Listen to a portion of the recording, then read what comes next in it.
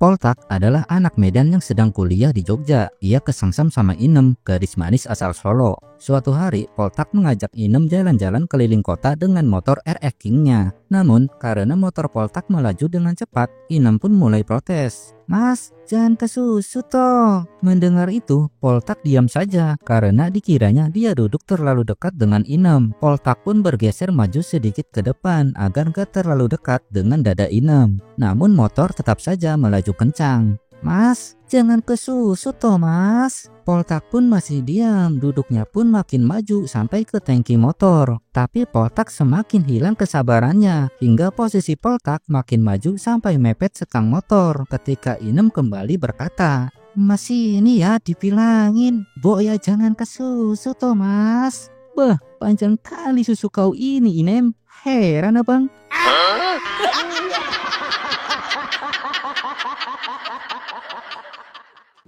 Sebuah bis wisata berhenti di rest area dan tak lama kemudian penumpangnya berhamburan menuju ke toilet. Kardun yang kebelet kencing tidak nyadar telah masuk ke toilet perempuan dan melepaskan hajatnya.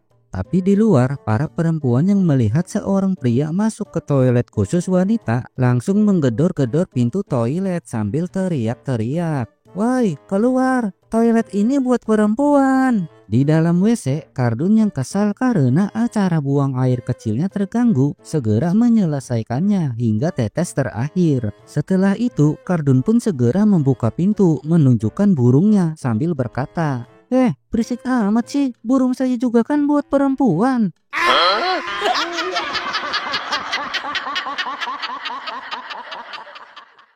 Sore itu, seorang pasien mendatangi dokter spesialis. Setelah diperiksa, si dokter berkata, "Pak, kalau Bapak ingin sehat kembali, Bapak harus menjalani transplantasi hati," ujar sang dokter. Kemudian pasien pun menjawab, "Maksud dokter, hati saya sudah rusak dok." "Betul Pak, dan secepatnya Bapak harus mendapatkan seorang pendonor hati." "Kalau begitu, saya serahkan saja kepada dokter untuk mencarikan pendonor hati untuk saya dok." Mendengar itu, sang dokter yang melihat pasien yang kelihatannya tajir langsung menawarkan sesuatu.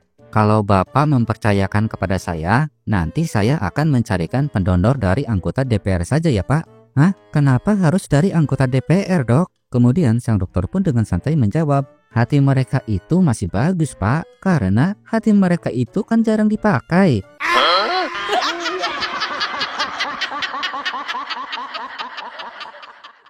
Sore itu, Udin sedang berjalan melewati rumah sahabatnya, yaitu Joko. Udin melihat Joko sedang terburu-buru akan pergi dengan tergesa. Melihat itu, Udin pun mendekati Joko dan langsung bertanya, "Jok, kamu mau kemana? Kok terburu-buru seperti itu?" Kemudian, Joko pun menjawab, "Saya mau besuk anak saya di kota, Din." "Emangnya anak kamu kenapa, Jok? Terakhir telepon sih anak saya bilang kalau dia dihukum." "Hah? Dihukum? Emangnya anak kamu melakukan apa Jok sampai dihukum?" "Belum tahu Din, soalnya ketika saya mau tanya lagi, saya kehabisan kuota." "Bentar dulu Jok, memangnya anak kamu ada bilang apa sama kamu Jok?" "Di telepon dia bilang gini Din, Pak, setelah lulus saya mau lanjut kuliah, tapi dihukum. Saya kan jadi panik Din, takut anak saya dikonjara. Makanya sekarang ini saya cepat-cepat mau besok anak saya ke sana Din." Mendengar itu, Udin yang sudah memahami masalahnya pun dengan greget berkata,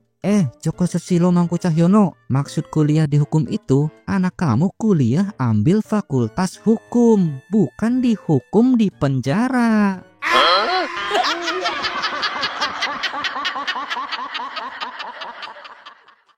Seorang preman yang berbadan besar serta berwajah garang memasuki sebuah kafe terkenal di kota itu. Si preman pun memesan minum. Setelah selesai, dia pun pergi keluar. Setelah beberapa menit, si preman kembali lagi masuk ke kafe dengan marah sambil berteriak, "Siapa yang sudah mengambil sepeda motor saya? Saya tunggu 10 menit. Kalau dalam 10 menit sepeda motor saya masih nggak ada, saya akan lakukan apa yang sudah saya lakukan pada kafe di seberang jalan kafe ini waktu itu. Dan sebenarnya saya sangat gak suka melakukannya hanya karena motor saya hilang." Pengunjung dan pelayan kafe pun hanya terdiam, tak ada yang berani menjawab karena takut. Lalu satu persatu pengunjung pun pergi, hanya menyisakan beberapa pelayan. Lalu salah satu pelayan pun dengan memberanikan diri mendekati preman tersebut dan bertanya, Maaf bang, Kak, kalau boleh tahu, apa yang sudah abang lakukan dulu di kafe seberang? Kemudian masih dengan nada marah, si preman menjawab, kamu mau tahu apa yang sudah saya lakukan waktu itu? Yang saya lakukan dengan terpaksa, saya pulangnya jalan kaki.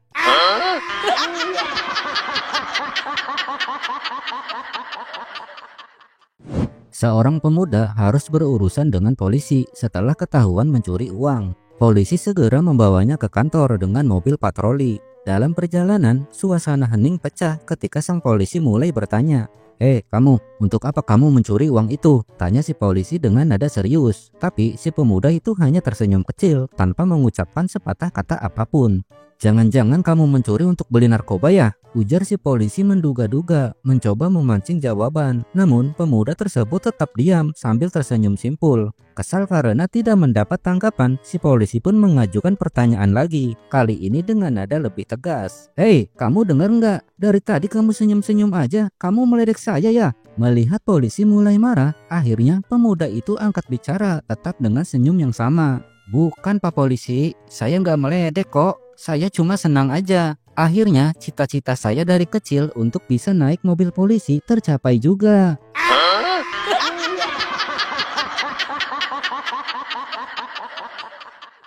Sore itu, Udin sedang berjalan melewati rumah sahabatnya, yaitu Joko. Udin melihat Joko sedang terburu-buru akan pergi dengan tergesa. Melihat itu, Udin pun mendekati Joko dan langsung bertanya, Jok, kamu mau kemana? Kok terburu-buru seperti itu? Kemudian Joko pun menjawab, saya mau besuk anak saya di kota, Din. Emangnya anak kamu kenapa, Jok? Terakhir telepon sih anak saya bilang kalau dia dihukum. Hah?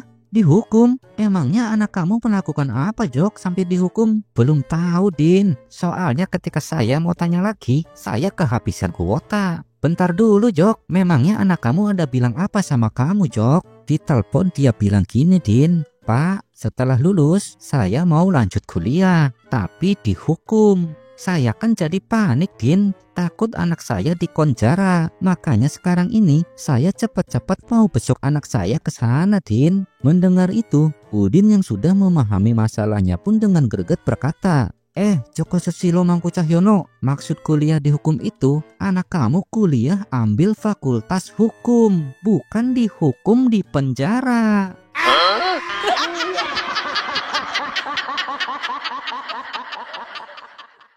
Suatu hari, Babe Jaja sedang duduk santai sambil ngobrol dengan anaknya, yaitu Udin. Tiba-tiba, Babe Jaja bertanya, Din, lu tahu nggak jari-jari di tangan itu punya banyak kegunaan? Udin yang sedang asik main HP pun menoleh, lalu bertanya, lah, emangnya buat apaan aja, Beh? Kemudian, si Babe langsung menjelaskan dengan gaya seriusnya. Nih dengerin ya. Kalau jempol buat ngetik di HP, telunjuk buat nunjuk-nunjuk atau ngebahas orang. Jari manis ya jelas-jelas buat cincin kan. Kalau kelingking itu spesialis korek kuping. Udin yang mendengarkan babenya menjelaskan pun mengangguk-ngangguk. Tapi Udin masih penasaran dan bertanya, terus kalau jari tengah buat apaan, Beh? Mendengar itu, si Babe pun mendadak senyum-senyum. Nah, yang itu nanti aja Babe kasih tahu. Tunggu lu udah kawin dulu. Waktu pun berlalu, bertahun-tahun kemudian Udin akhirnya menikah. Seminggu setelah resepsi, dia ingat janji babehnya. Beh, Udin udah kawin nih, ayo kasih tahu ke Udin apa gunanya jari tengah.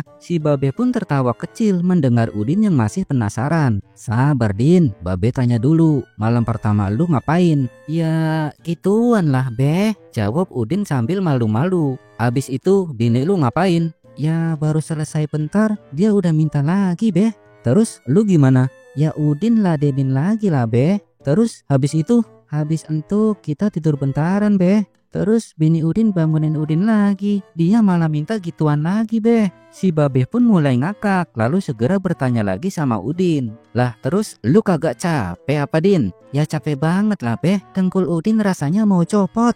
Nah, pas lu capek, lu pakai dah tuh jari tengah lu.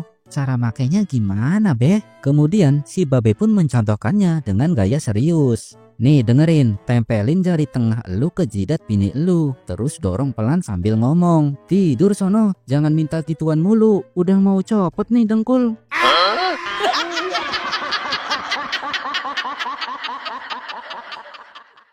Suatu hari, Udin yang habis dari kota menceritakan kejadian saat Udin ada di kota pada kakeknya. Kek, tadi di kota ada orang yang bunuh diri loncat dari atas gedung loh, Kek. Mendengar itu, si kakek yang penasaran pun bertanya, "Oh ya, berapa lantai? Parah nggak korbannya, Din?" 5 lantai, Kek, tapi nggak parah. Cuma tangannya aja yang patah. Wah, 5 lantai sih belum seberapa. Teman kakek pernah jatuh dari lantai 10. Cuma jari manisnya aja yang patah. Wah, hebat dan beruntung banget teman kakek. Terus yang lainnya nggak apa-apa, Kek. Lalu kemudian si kakek pun menjawab, cuma jari manis yang patah, bagian lainnya lumpuh.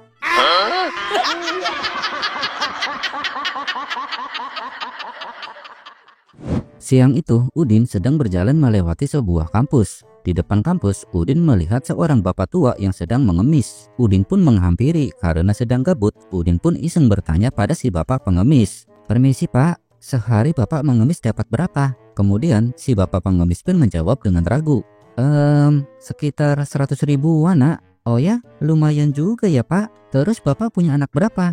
"Anak saya ada 3 nak." "Terus sekarang anak Bapak ada di mana?" "Anak pertama saya di DPR, anak kedua ada di kantor kepolisian, dan anak terakhir ada di Universitas UGM nak." "Wah, luar biasa Bapak. Dengan hasil mengemis, Bapak bisa menyekolahkan anak-anaknya sampai ada yang jadi anggota DPR, polisi, dan ada juga yang sedang kuliah di Universitas UGM. Bukan jadi anggota atau mahasiswa nak." "Hah? Kalau bukan jadi anggota atau mahasiswa, mereka jadi apa Pak?" "Mereka juga sama nak. Di sana mereka menjadi pengemis seperti Bapak."